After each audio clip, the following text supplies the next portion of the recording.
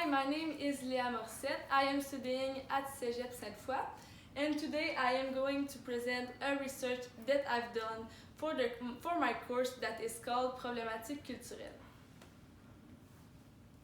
I've had to watch a movie that is called Hotel Rwanda. It was made by Terry George, and basically it tells the story of Paul, the main character, and his family. Paul works in a hotel during the genocide that happened in 1994 in Rwanda, and he uses the hotel as a refuge to save people from death. It is a true story. He saved around 1,200 innocents, and in the movie we really see how racism can lead to violence and what impact it has on a society. So after I've watched that movie, I was asking myself a question, which is my research question I am going to present today. What impact did colonialism have on the genocide in Rwanda? I've used different research methods to answer to my question.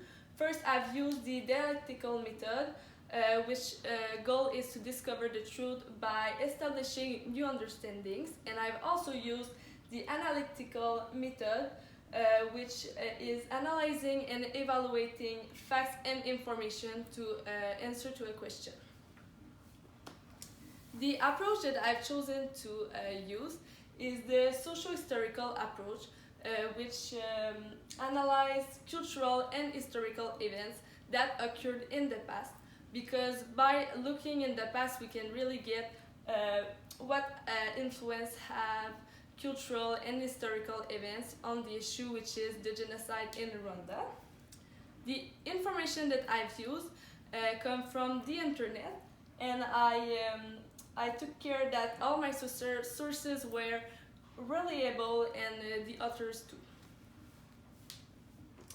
I applied critical theory to my research. Critical theory is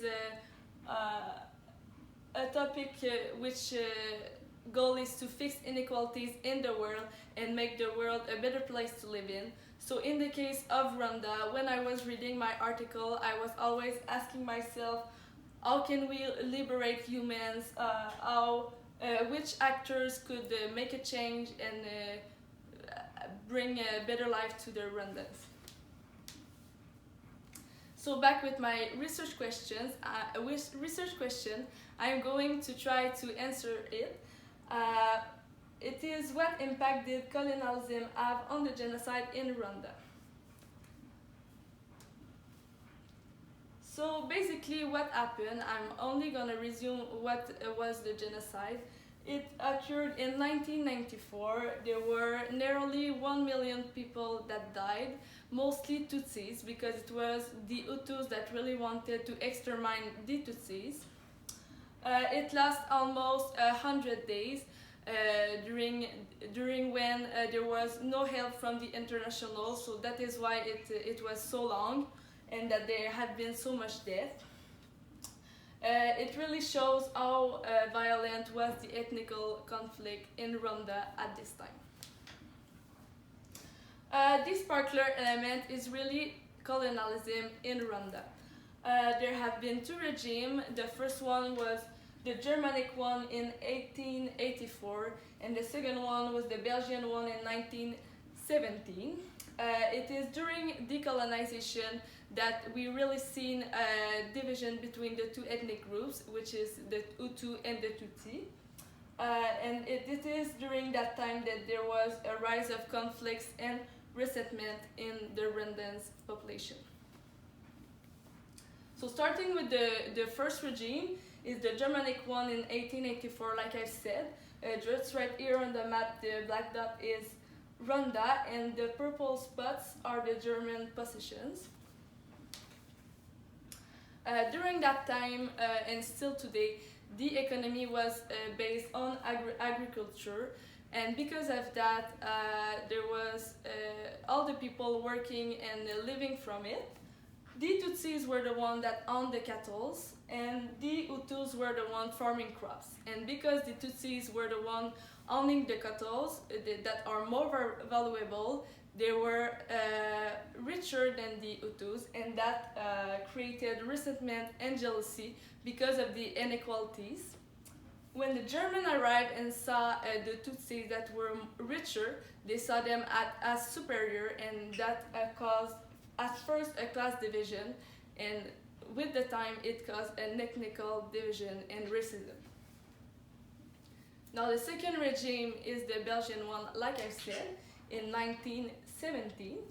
The black dot just right here and the purple spot is the Belgian possession.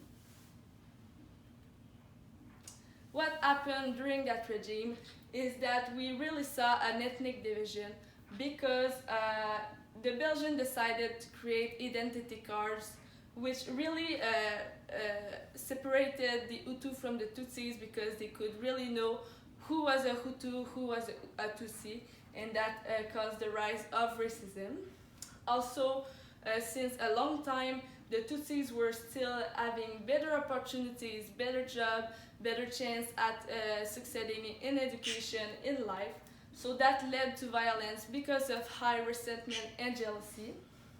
And also the genocide, we could say that it is a heir to colonization by the European. The idea is that Europeans have always exterminated, massacred, and trying to assimilate the people that they were coming to in a new place. So that is an idea that the Rwandans have taken from the European that were almost doing it when they were going on a new land.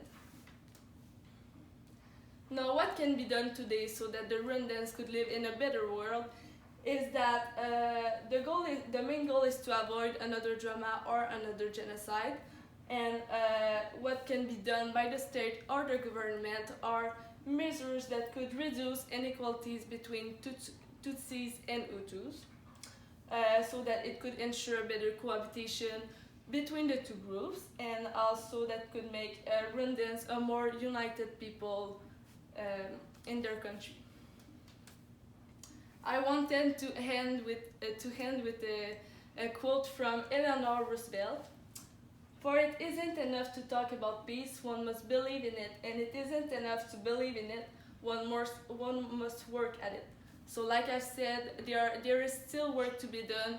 There is still gaps between the Hutu and the Tutsis in Rwanda, but they are on the good way and peace is coming soon.